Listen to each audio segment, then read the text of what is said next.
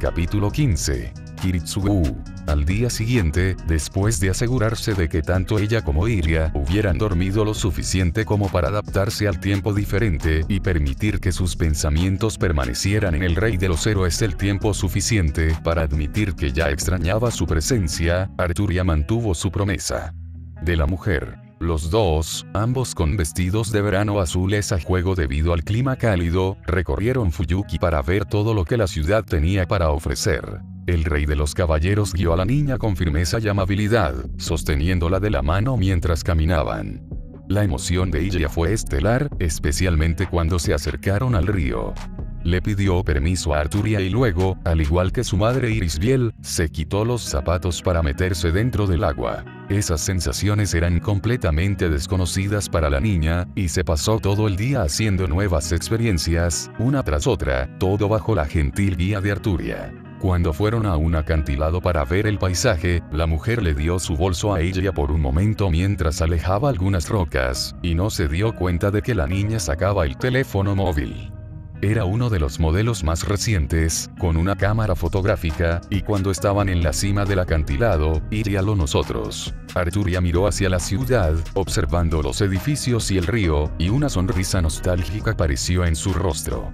Sin su conocimiento, la niña usó el dispositivo moderno para tomar una foto de ella, y con una pequeña sonrisa tortuosa, envió un MMS al número guardado, que sabía que pertenecía a Gilgamesh. Luego, para asegurarse de que no se había equivocado, ella también le envió un breve mensaje de texto. Hola, soy Iria. Arturia me llevó por la ciudad hoy, y le tomé esta foto. ¿No es bonita? Luego volvió a poner el teléfono en la bolsa y se lo dio a Arturia. La mujer no lo había notado, porque había sentido la presencia de un campo atado en el aire a su alrededor. Un campo que se originó en una residencia en el centro de la ciudad, en la que ella, Irisbiel y Mailla habían ido durante la guerra.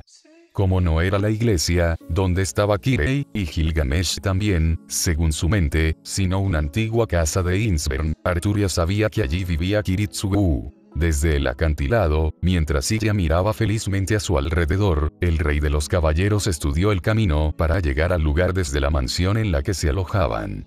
Ella había pedido, la noche anterior, tener un pequeño automóvil a su disposición, que conduciría personalmente. No le gustaba la idea de que otros supieran a dónde iba. También estaba pensando en mudarse de la mansión Insbern durante los días siguientes, principalmente porque la casa era demasiado grande para dos personas y había demasiados sirvientes. La mansión iba a ser la herencia de Iria, por lo tanto, Arturia no la vendería, pero mientras vivían en Fuyuki, era mejor quedarse en un apartamento más pequeño, ya que solo serían ellos dos. Había notado varios lugares pequeños en venta, y pensó que era el mejor curso de acción. Si alguien quería algo de los Insberns, la mansión iba a ser un señuelo perfecto, pero iban a vivir un poco lejos de ella. Más tarde esa noche, Arturia discutió su idea con ella. La niña no tenía objeciones en absoluto. De hecho, parecía intrigada y entusiasta, incluso después de que la mujer le advirtió que habría tareas domésticas que hacer regularmente. La niña se fue a la cama cansada pero feliz, exactamente como Arturia había esperado. Antes de irse a dormir, el rey de los caballeros tomó su móvil. Era hora de llamar al rey de los héroes arrogante pero observador. Él respondió después de solo un timbre. Hubiera levantado una ceja ante eso, pero finalmente había aprendido a aceptar algunos hechos extraños cuando se trataba de su comportamiento hacia ella. Hola, Arturia. Tenía que evitar sonreír ante el tono de su voz. ¿O fue solo escuchar su voz lo que la hizo sonreír? Probablemente era lo mejor si no se hacía esas preguntas. Gilgamesh. Su voz era más agradable de lo que quería decir, y se reprendió mentalmente, aunque solo a medias. Tenía que ser honesta consigo misma. Estaba feliz de saber de él. ¿Te has ido por la ciudad hoy?, preguntó, su voz parecía aburrida. Ella asintió, antes de recordar que estaba hablando por teléfono y que él no podía verla. Iria y yo fuimos a ver a Fuyuki. Debe haber sido un viaje corto, considerando todo lo que hay para ver en este lugar. Su respuesta fue tan mordaz como había esperado, y puso los ojos en blanco, por una vez contenta de que no pudiera verla, aunque estaba segura de que podía adivinar lo que estaba haciendo. Estuvimos todo el día fuera, rey de los héroes. Iria merece tener tiempo para ver el mundo exterior de lo que ella sabe. Él se burló. Esta ciudad de todos los lugares del mundo. Si su padre no estuviera aquí, esperaría que elijas mejor, rey de los caballeros. Arturia decidió que ya era hora de cambiar de tema. ¿Qué hay de ti, rey de los héroes? ¿Cómo te va con Kirei? Se burló de nuevo, evidentemente irritado. En comparación con la compañía de este mestizo, casi puedo arrepentirme de que ese vuelo inexpresivamente aburrido no haya durado más. Eso significaba que Kirei no había hecho nada digno de mención, pero tenía que asegurarse. No cuestionó tu repentina reaparición. Como no lo hizo la última vez, podía escuchar su molestia. Hay una razón por la que digo que ya no es una persona interesante, Arturia. Fue bastante entretenido observarlo durante la guerra, pero ha crecido en arrogancia, nublando su juicio y demostrando que en realidad no es nada especial entre los mestizos. Se detuvo por un segundo. Lo único que le interesó levemente fue el pasaporte. Y todavía tenía el sentido suficiente para investigar su paradero, no es que fuera digno de una respuesta. Arturia exhaló. Parecía que Kirei era menos amenazante de lo que había pensado antes, pero no podía bajar la guardia de todos los modos. Tenía que pedir un favor más específico al rey de los héroes, por muy reacción que fuera, especialmente teniendo en cuenta su estado de ánimo irritado actual. Gilgamesh, tengo una solicitud. Ella no le dio tiempo para responder, porque sabía que él diría algo despectivo. Necesito que te asegures de mantener a Kotomine Kirei ocupada durante unas horas mañana, mientras llevo a Iria a ver a su padre. Era esencial que Kirei no supiera sobre la reunión de Iria y Kiritsugu. Sin embargo, Arturia sabía que Gilgamesh no estaría contento con eso, y seguramente protestaría con vehemencia. En lugar. HMPH. Será mejor que sea una de las últimas cosas que me pides, rey de los caballeros. Pero has cumplido tu parte del acuerdo llamando esta noche, asegúrate de llamar también las próximas noches. Sospechando de su rápida aceptación, ella le preguntó al respecto. ¿Por qué asientes sin protestar demasiado? Su mente reflexionó rápidamente. Kirei ya está ocupada mañana. Casi podía sentirlo sonreír al otro lado. Oh, muy bien, Arturia. Entiendes rápido. El cumplido no era lo que ella quería escuchar, y él lo sabía muy bien. Mañana Kirei tendrá una larga reunión con algunos ejecutivos legales de Londres, quienes vendrán aquí en nombre de la familia Tosaka. Aparentemente, les llevó bastante tiempo revisar todas las posesiones de Tokiomi, y ahora van a estar completamente legalizar su tutela del pequeño mocoso. Arturia tardó unos segundos en recordar que Tokiomi Tosaka había tenido una hija, que había sido confiada al cuidado de Kirei. De repente sintió una ola de tristeza hacia la niña. Tenía que tener la edad de Iria, y estaba al cuidado de ese monstruoso hombre. Es una suerte que Kirei esté ocupada, entonces, pero temo por la hija de Tokiomi. ¿No estaba viva su madre? Estuvo en silencio por un segundo, un silencio que le pareció extrañamente pesado a Arturia. La mujer falleció hace 2 semanas. De nuevo, Arturia sintió tristeza hacia la joven. Pero también sintió que algo andaba mal en lo que él le estaba diciendo. Gilgamesh sabía más de lo que estaba diciendo, pero por alguna razón, no estaba dispuesto a hablar de eso. Ella entrecerró los ojos. Esperaba sinceramente que no hubiera nada que pudiera poner en peligro a Iria. Si ese fuera el caso, no importaba cuánto la sensación de su mano en su mejilla y alrededor de su cintura todavía ocupara su mente, ella le daría un pedazo de su mente, o más bien, su espada. 1. Ella sospechó y miró el reloj. Era tarde. Te llamaré mañana entonces. Buenas noches, Gilgamesh. Buenas noches, Arturia. Ella sintió que se detenía por un segundo, antes de que él añadiera. Te ves muy bien en esa foto. Y colgó, dejándola completamente confundida. ¿Qué foto? ¿De qué estaba hablando? Frunciendo el ceño, miró el teléfono, su llamada con él acababa de terminar. Fue entonces cuando notó que se habían enviado mensajes que no había escrito. Encontró el MMS enviado esa tarde, junto con el mensaje de texto con la pregunta de Iria: hola, esta es Iria. Arturia me llevó por la ciudad hoy y yo le tomé esta foto. ¿No es bonita? Y entrecerró los ojos. La calidad de la foto no era la mejor, pero podía verse con el vestido de verano, sonriendo al paisaje. Y la joven parecía tener una mente bastante astuta. Tal comportamiento fue probablemente el resultado de la influencia de Gilgamesh. Hizo una nota mental para explicarle más claramente a ella el concepto de propiedad personal, y otra nota mental para poner una contraseña en el teléfono. Estaba a punto de apagar las luces cuando escuchó el sonido de un mensaje de alerta. Abrió el teléfono y se sonrojó cuando leyó su mensaje de respuesta de una palabra, una respuesta a lo que la chica había escrito. De hecho, a la mañana siguiente, Arturia ayudó a ella a practicar Magecraft. Le había dejado claro a la hija de Irisbiel que estar en Japón no significaba que estuvieran de vacaciones, porque Hubstacheit von Einsvern seguía siendo una amenaza a Iria. Aunque tenía talento, todavía era joven e inexperta en lo que respecta a las habilidades mágicas. La niña había entendido y estaba de acuerdo con ella. Por la tarde, el rey de los caballeros tomó el automóvil y se dirigió hacia la casa donde vivía Kiritsugu, que estaba etiquetada como Emilia en el exterior. Ella, en el asiento a su lado, estaba tratando de contener su nerviosismo para ver a su padre nuevamente.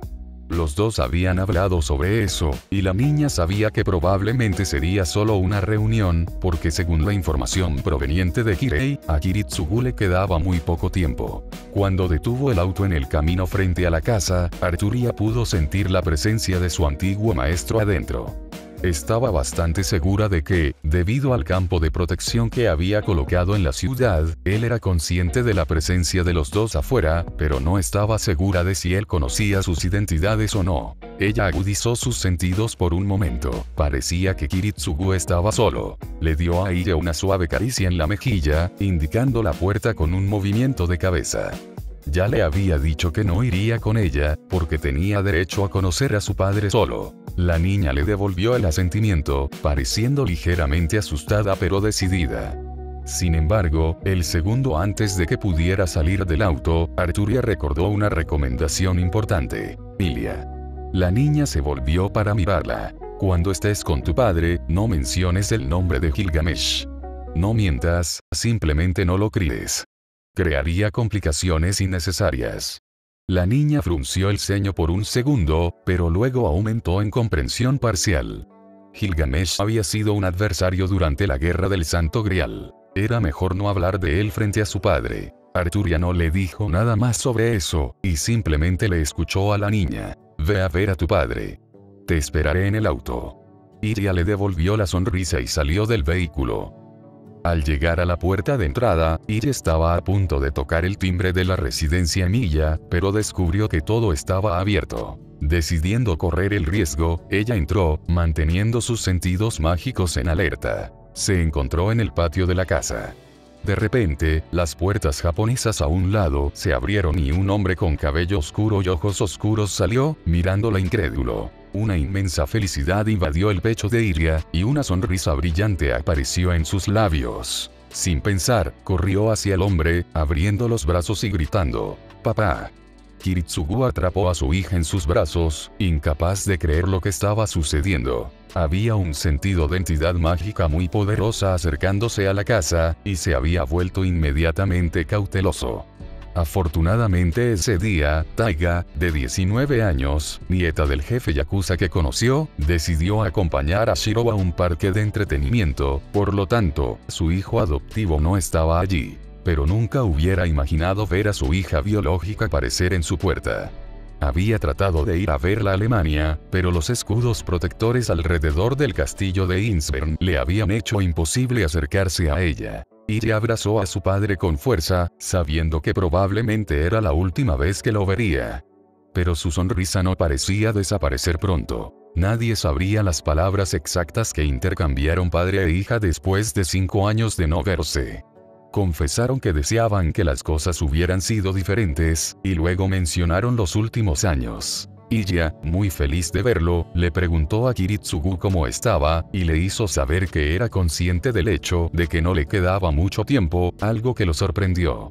Luego preguntó por su hermano, sorprendiéndolo aún más. No solo sabía sobre la existencia de Chirou, sino que aparentemente lo aceptaba como su hermano adoptivo. En respuesta a su mirada inquisitiva, la niña se rió y explicó que había aprendido a crear la bola de cristal, diciendo que las había visto a veces allí. Luego habló sobre las muchas cosas que había aprendido sobre magia y en el resto de sus estudios, con gran entusiasmo, asombrando a su padre. Cuando él le preguntó cómo había podido progresar tanto y tan rápido, Iya se mostró muy entusiasmado y comenzó a hablar sobre Arturia. La niña no sabía que Kiritsugu había sido muy frío con su antiguo siervo, y casi nunca se había dirigido a ella directamente. Sin darse cuenta de esto, describió la amabilidad y la paciencia de la mujer y la forma en que Arturia le enseñó a ser fuerte y lo suficientemente preparado para desafiar al jefe de la familia Einsbern, o abuelo, como todavía lo llamaba. Al principio, Kiritsugu estaba muy confundido al escucharla decir Arturia con tanta familiaridad. Se dio cuenta de que ella estaba hablando de su antiguo siervo, Sabre, pero que no tenía mucho sentido. Le había dado a saber las últimas órdenes, usando todos sus hechizos de comando, y luego ella desapareció. Aunque, era cierto que la había visto desaparecer dentro de la sustancia negra que brotaba del grial, y también era cierto que el contrato entre ellos había terminado cuando había usado el último sello en su mano. Pero, suponiendo que ella estaba hablando de la misma persona, ¿cómo podría seguir viva? ¿Había sido convocada de alguna manera otra vez? Apartó esos pensamientos por un momento, volviendo a escuchar a su hija. Estaba realmente feliz de verla de nuevo, y pronto supo de ella que fue debido a Arturia que ella estaba allí en primer lugar. Iya explicó que, dado que la mujer rubia se había convertido en su tutor legal, las dos habían podido salir de Alemania y venir a Japón. Fue solo gracias a Arturia que había sido posible. Ninguno de los homúnculos habría sido lo suficientemente fuerte como para arriesgar tanto por su bien. Ella continuó hablando mucho sobre Arturia, diciéndole a Kiritsugu que siempre estaría a su lado y que la ayudaría y apoyaría continuamente, pero sin protegerla demasiado al mismo tiempo. Arturia estaba haciendo mucho más que solo cuidarla. Varias horas de conversación más tarde, Iya miró un reloj en la pared y su expresión se volvió triste. Ambos sabían que era hora de que ella se fuera. Sus ojos rojo oscuro miraban fijamente los negros de su padre. Estoy muy feliz de haberte podido ver de nuevo, papi. Lo prometo que me comportaré lo mejor que pueda y será bueno y griega. No pudo continuar porque se vio envuelta en el abrazo amoroso de su padre. Mantuvo a su amada hija cerca, abrazándola con fuerza. Sus ojos estaban nublados por la tristeza. Yo, lo siento, Iya. Su voz era poco más que un susurro. Ojalá, las cosas hubieran resultado de otra manera, el abrazo aún fue más fuerte. Lo siento. Iya le devolvió el abrazo, la cabeza de ella sobre su hombro, algunas lágrimas corrieron por sus mejillas. Envuelta en los brazos de su padre, ella murmuró: Papi, te amo. Gracias, por todo lo que has intentado hacer. Entonces ella alarmantemente en su chaqueta: No te disculpes, papi, lo entiendo. Esas palabras, inesperadas como fueron, ayudaron a Kiritsugu a sentirse un poco mejor. Su preciosa hija entendió, y eso era mucho más de lo que él había esperado. Cuando terminó su abrazo, la miró atentamente. Una de sus manos fue a acariciar su cabeza suavemente, y una pequeña sonrisa apareció en su rostro. Te pareces mucho a tu madre, amable, tranquila, más inteligente de lo que sugiere tu edad, y más bella que nunca.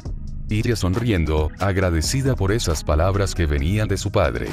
Kiritsugu pensó que también podía ver la influencia de Sabre en el comportamiento maduro de su hija, incluso si tuviera que admitir a sí mismo que realmente nunca sabía mucho sobre Sabre. Salieron juntos de la residencia Emilia, y afuera el hombre pudo ver un automóvil, evidentemente esperando a su hija. Fue entonces cuando el antiguo Magus Killer se dio cuenta de que la poderosa entidad mágica que había sentido al acercarse a la casa antes no había sido su hija, era la persona en el automóvil que estaba saliendo de allí. Los ojos oscuros de Kiritsugu no pudieron evitar ensancharse cuando vio a la mujer rubia.